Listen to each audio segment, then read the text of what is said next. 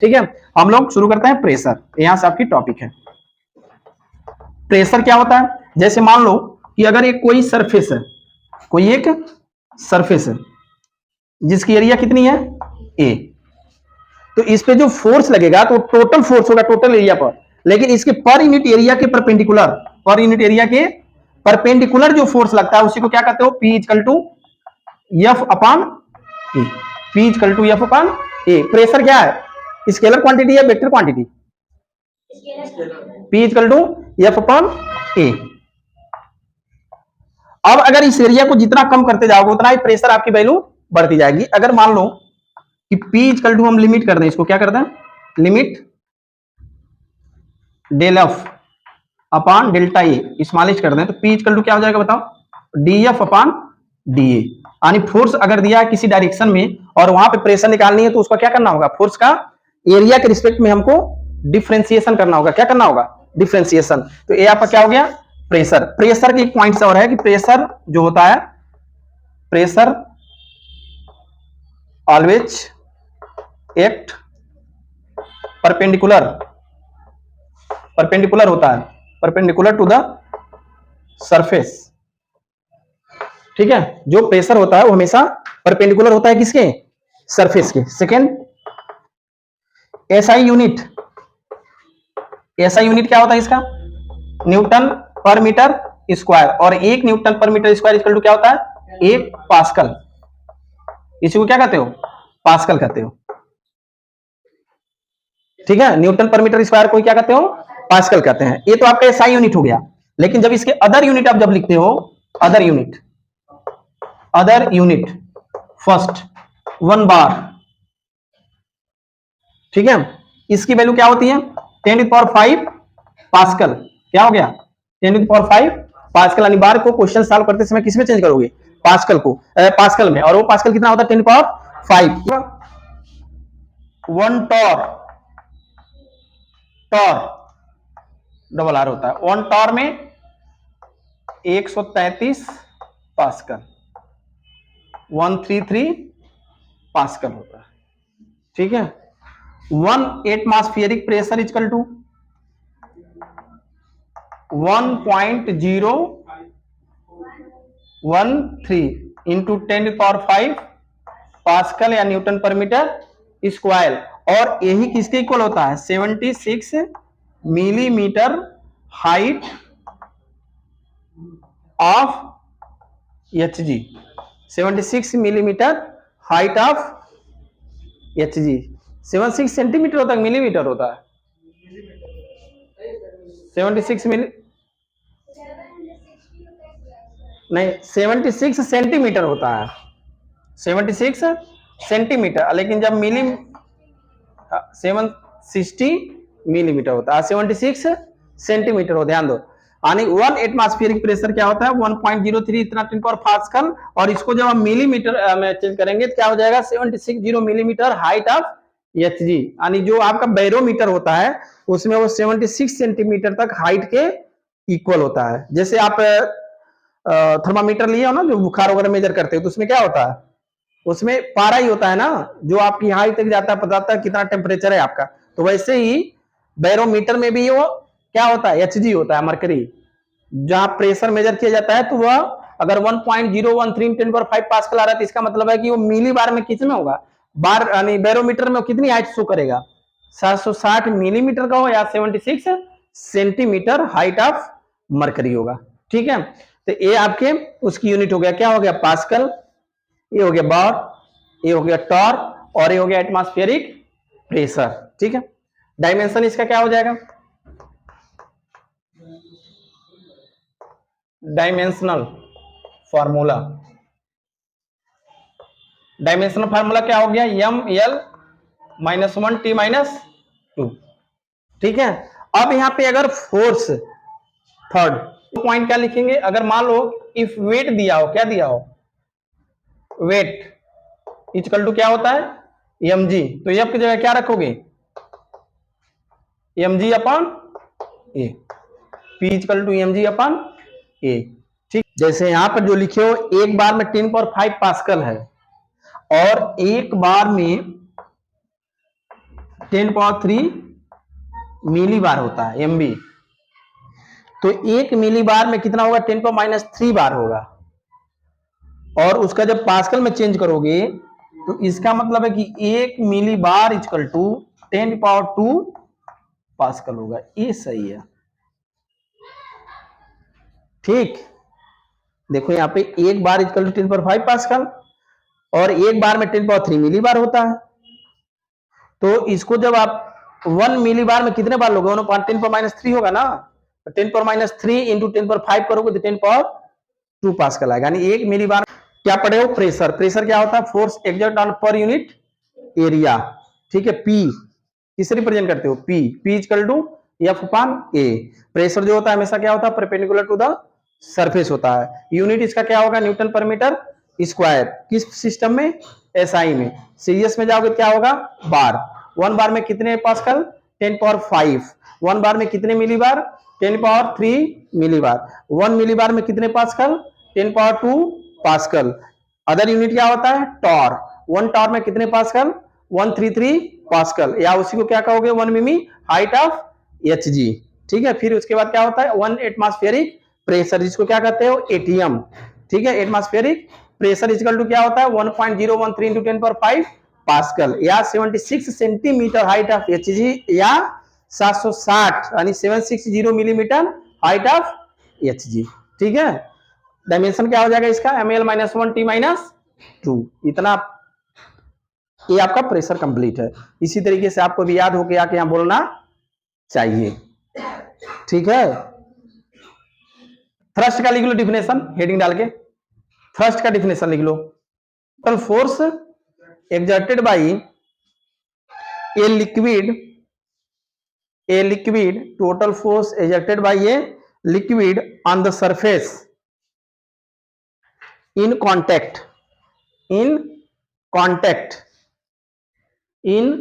Contact pressure और thrust में क्या रिलेशन है? प्रेशर और थ्रस्ट में रिलेशन बताओ। मान लो थ्रस्ट दे दिया, प्रेशर दे दिया, एरिया दे दिया, थ्रस्ट पूछ दो तो क्या करोगे? थ्रस्ट होता क्या है? प्रेशर। याद रखो, pressure equal to thrust upon area. लिख लो, pressure equal to thrust upon area, ठीक। टोटल फोर्स है। अब प्रेशर क्या हो गया? पर यूनिट एरिया पर फोर्स है। थ्रस्ट अपॉन ये करोगे पर यूनिट एरिया का थ्रस्ट निकल ही गया। तो अगर कहीं थ्रस्ट दे दिया, एरिया दे दिया, तो वहां कंफ्यूज नहीं होना है। अब ये नहीं कहोगे थ्रस्ट ही प्रेशर है। थ्रस्ट क्या है? फोर्स है। इसलिए मैं इसको नोट करा दिया हूं, क्योंकि अब इसके पहले तुम लोग बोले हो कि प्रेशर है, इसीलिए हम कहेंगे तब तो क्वेश्चन में। हाँ, मिली बार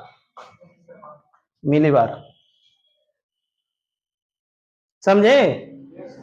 थ्रस्ट प्रेशर नहीं है, वो टोटल फोर्स है जो लिक्विड के द्वारा पूरे सरफेस पे लगाया जाता है।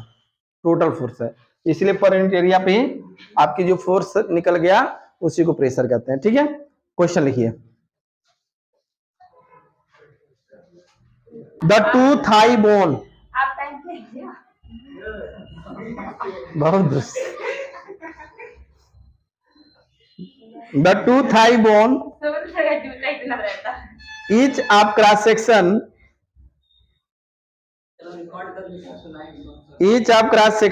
area जरूरत है each of cross sectional area 10⁻² centimetre square. 10⁻² नहीं, केवल 10 सेंटीमीटर स्क्वायर लिखो, केवल 10 सेंटीमीटर स्क्वायर लिखिए। Area 10 centimetre square. Support the upper part of a human body, support the upper part of a human body of 40 kg, 40 kilogram, 40 kg। estimate the average pressure sustained by the femurs, estimate the average pressure sustained by the femurs वही Thai फीमर्स हो गया। 20 × -4 तुम्हारा कितना है यार? 4 × 10⁻³ चलिए यानी बात वही हुआ, 2 × 10⁻³ उनका भी हुआ और 4 × 10⁻³ आपका भी हुआ। बताइए भाई इसमें किसका सही है? टोटल एरिया कितना होगा? दोनों का ऐड होगा। फीमर दो फीमर है। ठीक, सही है। यानी टोटल एरिया कितनी हो गई? 2 × 10⁻⁴ 20 हो जाएगा ना। एज इक्वल टू कितना दिया है? 10 सेंटीमीटर स्क्वायर, या इसे क्या लिखोगे? 10 × 10⁻⁴ मीटर स्क्वायर। या टोटल एरिया कितना हो गया? 20 × 10⁻⁴ मीटर स्क्वायर। बोलो, हो जाएगा ना। तो P इक्वल टू एफ अपान ए। तो एफ की वैल्यू तो दिया नहीं है। एफ क्या होगा? उसका वेट, उसका भार, व्यक्ति का भार। तो भार क्या होता है बताओ जी? एम इंटू जी। समझ पा रहे हो? जैसे एक फीमर का एरिया दिया है और शरीर का पूरा वेट किस पे है? दोनों पे ना, इसलिए एवरेज कहा है वो, दोनों निकालना होगा। तो एम जी अपान एम की वैल्यू 40 × 10 अपान 20 × 10⁻⁴। 0 से 0 कैंसिल, 2 से 2 कैंसिल, ये ऊपर ले जाओ, कितना हो गया? 2 × 10⁻। हाँ बताओ क्या बोल रही थी? नहीं, ये मीटर मतलब क्या? ये तो एरिया 10 सेंटीमीटर स्क्वायर दिया था, तो यहाँ कैसे 20 × 10⁻⁴ हो गया? ये 10 दिया था, इसको सेंटीमीटर मीटर में चेंज किया हूं तो 10⁻⁴ मीटर स्क्वायर हो गया। ये यानी सेंटीमीटर मीटर में 10⁻⁴ हो गया। ये 10 था, दूना क्यों कर दिया है? क्योंकि एक फीमर का था और दो फीमर का करोगे तो क्या हो गया? 2 × 10 तो 20 हो जाएगा। समझ गया ना? एरिया हो गया। बाकी F equal to M into G. Next question, एक क्वेश्चन और लिखिए। समझे जी तुम लोग? लिखिए, हाउ मच प्रेशर, एक क्वेश्चन और उसके बाद आगे बढ़ते हैं। How much pressure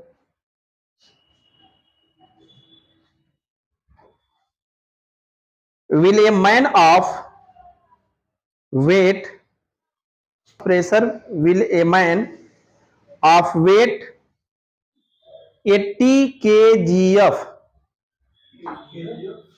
kgf gram, weight 80 kgf exert on the ground, exert on ground when he is laying, line क्या होता है जी? LYING, लेटा हुआ ना।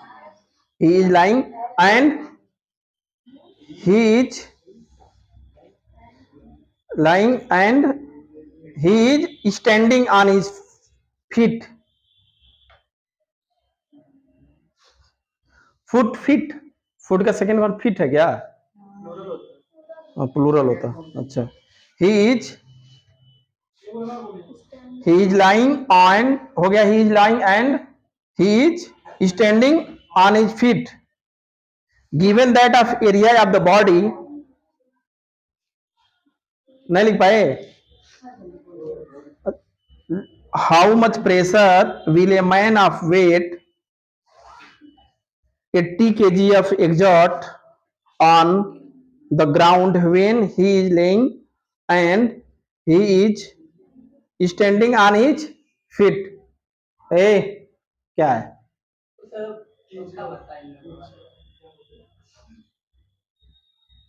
given that the area of the body of the man is 0.6 meter square and that of feet is and that of feet is 80 centimetre square, 80 centimetre square. ठीक है,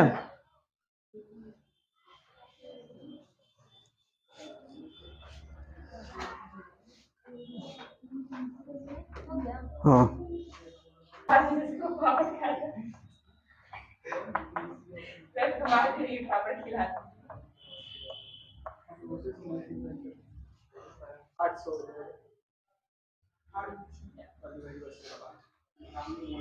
समझ में आया।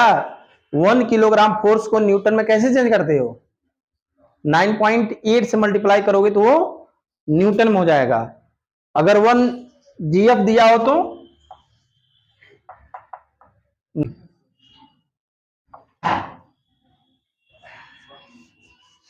1 जीएफ, हाँ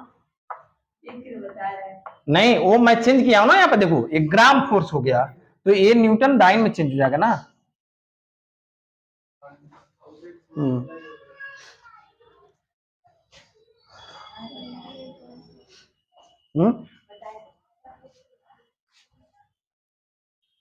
कॉपी खोल के देखो, नहीं होगा तो फिर लेटा हुआ तब उसका प्रेशर क्या होगा। तो लेटे हुए पूरे उसके बॉडी का एरिया कितना दिया है? हाँ, एरिया टोटल दिया है 0.6 मीटर स्क्वायर, इसमें कुछ चेंज करना नहीं है। और एफ की वैल्यू क्या दिया है? 80 इंटू 9.8 न्यूटन कर दोगे तो पी इक्वल टू क्या हो गया? 80 into 9.8 upon 0.6, P equal to 1.8। या इसी को क्या लिख सकते हो? 1.35 इंटू 10⁻⁻2 पास्कल।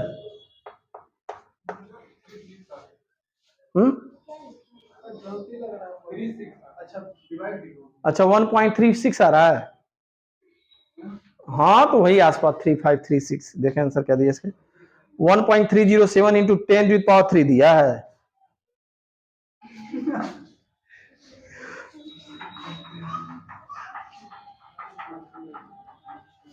इसको आप क्या करोगे? P इक्वल टू 80 इंटू 98 सीधे कर दो ना, अपान 6। इसका आपका नहीं कैंसिल करो या सीधे लिख दो, 0 हो गया। 8 टाइम 64 कैरी 6, 9 72 72 6 78 अपान 6। ठीक है, अब ये कितना हो जाएगा?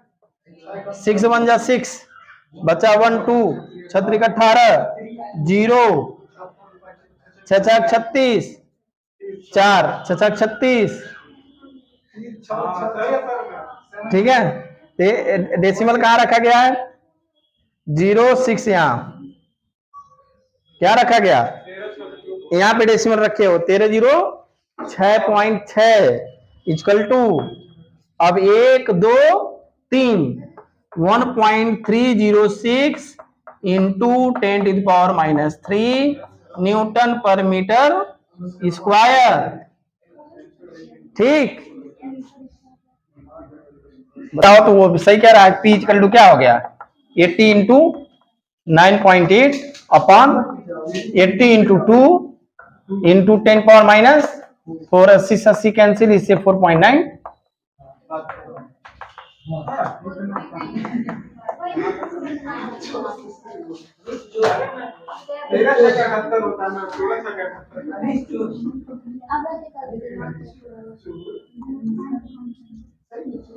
ठीक है, हाँ ये क्या लिखी हो? अच्छा भाई 9 है, नहीं ठीक है।